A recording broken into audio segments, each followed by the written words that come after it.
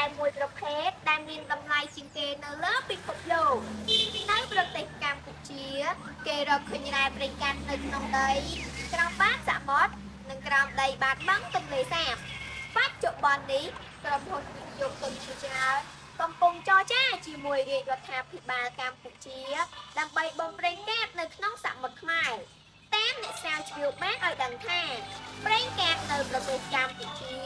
មានរាប់ពាន់បារ៉ែលគេធ្វើសំណង់បូមប្រេងក្នុងទឹកសមុទ្រឬទឹកសាបគេបុកទម្លុះដីមិនជ្រាបទឹកដោយឆ្លងកាត់ស្រទាប់ដែលមានឧស្ម័ននៅស្រទាប់ខាងក្រោមប្រេងមានទឹកប្រៃហើយក្រោមទឹកប្រៃមានស្រទាប់ដីដែលជាទម្រទឹកប្រៃនៅក្នុងស្រទាប់ឧស្ម័នក្នុងស្រទាប់ប្រេងកាតនិងក្នុងស្រទាប់ទឹកប្រៃ